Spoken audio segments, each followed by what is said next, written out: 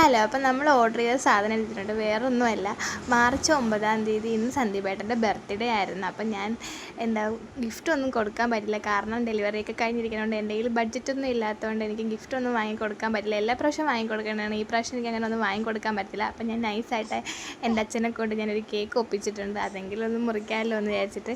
അപ്പോൾ വൈകുന്നേരം മുറിക്കാമെന്ന് വിചാരിച്ചിട്ട് സന്ദീപേട്ടൻ വരുന്നവരെ വെയിറ്റ് ചെയ്തിരിക്കുമായിരുന്നു. അങ്ങനെ ഞാൻ നേരെ കേക്കൊക്കെ ഓർഡർ ചെയ്ത് വരുത്തി. ക്യൂട്ടി ബൈയിലെ കേക്കാണ് ഞങ്ങൾ വാങ്ങിയത്. എനിക്ക് അവിടുത്തെ കേക്ക് നന്നായിട്ട് ഇഷ്ടമാണ്, നല്ല കേക്കാണ്, നല്ല ടേസ്റ്റാണ്. എനിക്ക് അവിടുത്തെ കേക്ക് ഒരുപാട് ഇഷ്ടമാണ്. അപ്പം മിക്കപ്പോഴും ഞങ്ങളുടെ ബർത്ത്ഡേക്കൊക്കെ അവിടെ നിന്നാണ് ഓർഡർ ചെയ്യാറുള്ളത്. അങ്ങനെ അവിടെ നിന്ന് തന്നെ കേക്ക് ഓർഡർ ചെയ്ത് എന്നിട്ട് നേരെ സന്ദീപേട്ടനെ കൊണ്ട് കാണിക്കാൻ പോവുകയാണ്. ഞാൻ വാഞ്ചോ കേക്കാണ് കേട്ടോ വാങ്ങിയത്. അപ്പം നേരെ കൊണ്ട് കാണിച്ചപ്പോൾ സന്ദീപേട്ടനെ അറിയില്ല എന്നാണ് എൻ്റെ വിശ്വാസം. ഇനി കള്ളത്തിലാണോ എന്ന് എനിക്കറിയില്ല. എന്തായാലും സർപ്രൈസ് ആയിട്ടുണ്ടെന്നാണ് തോന്നുന്നത് മുഖം കണ്ടപ്പോൾ. അപ്പം നല്ല ഹാപ്പി ആയിട്ടുണ്ടെന്ന് തോന്നുന്നു.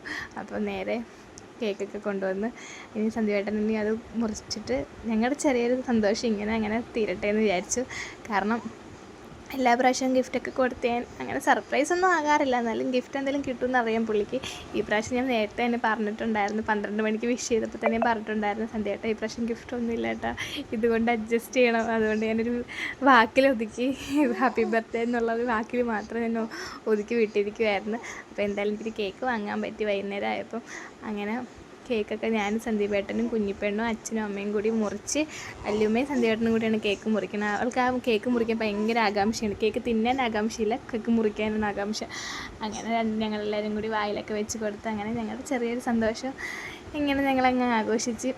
അപ്പം എല്ലാവർക്കും അപ്പോൾ ഈ പ്രാവശ്യത്തെ ബർത്ത്ഡേക്ക് ഞങ്ങളുടെ കുഞ്ചെറുക്കനും ഞങ്ങളുടെ കൂടെയുണ്ട്, സന്ദീപേട്ടൻ്റെ ബർത്ത്ഡേക്ക്. അപ്പം ചെക്കനും അമ്മയുടെ കയ്യിലിരിപ്പുണ്ട്. അപ്പോൾ ഞങ്ങൾക്ക് ആ ഒരു സന്തോഷം ഇതെല്ലാം കൂടിയായിട്ട് ഞങ്ങളിങ്ങനെ അങ്ങ് ആഘോഷിച്ച്. അപ്പം ഇന്നത്തെ വീഡിയോ ഇത്രയൊക്കെയുള്ളൂ. സപ്പോർട്ട് ചെയ്യാനും സബ്സ്ക്രൈബ് ചെയ്യാനും മറക്കണ്ട. ബൈ.